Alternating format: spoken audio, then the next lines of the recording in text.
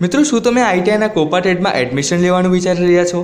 આ સાથે જ જો તમે આ ટેટ વિશેની માહિતી મેળવવા માંગતા હો તો તમે બિલકુલ રાઈટ ટ્રેક પર છો।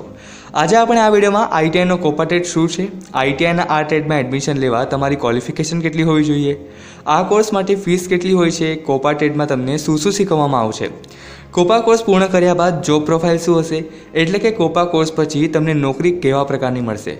ટૂંકમાં આજે આપણે આઈટીઆઈના કોપા ટેટ વિશેની સંપૂર્ણ માહિતી મેળવીશું। સો હાય ફ્રેન્ડ્સ, હું છું હર્ષ તમારી સાથે અને બાપા ક્લાસીસમાં આપ સૌનું સ્વાગત છે। વિડીયો શરૂ કરતાં પહેલાં જો તમે આ ચેનલ પર નવા હો તો ચેનલને જરૂરથી સબસ્ક્રાઈબ કરો, જેથી તમને તમારા કરિયરથી રિલેટેડ અને નોલેજેબલ વિડીયોઝની લેટેસ્ટ અપડેટ મળતી રહે।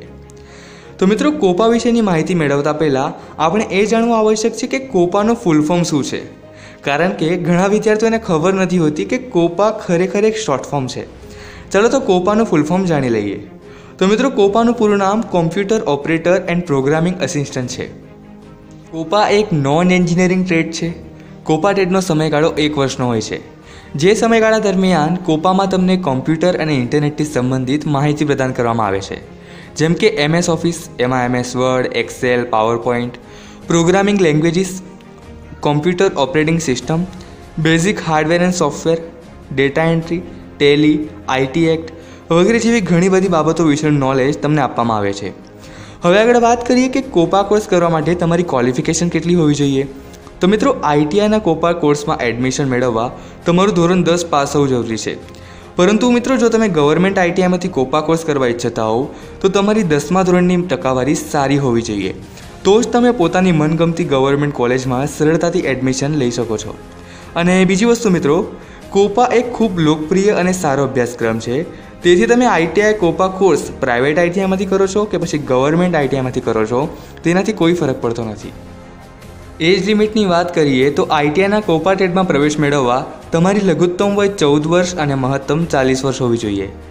હવે આગળ વાત કરીએ કોપા કોર્સ માટે ફીસ કેટલી હોય છે। તો મિત્રો, જો તમે કોઈ પ્રાઇવેટ કોલેજમાં એડમિશન લેવા જઈ રહ્યા છો તો ફીસ એ કોલેજ પર ડિપેન્ડ કરશે, તેના રેટિંગ પર ડિપેન્ડ કરશે। છતાં પ્રાઇવેટ આઈટીઆઈ કોલેજમાં કોપા કોર્સની ફી આશરે 15,000 થી 20,000 સુધીની હોઈ શકે છે, અને જો તમે ગવર્મેન્ટ કોલેજમાંથી આઈટીઆઈ કોપા કોર્સ કરો છો તો ત્યાં ખૂબ જ ઓછી ફીસ છે, એકદમ નહિવત બરાબર।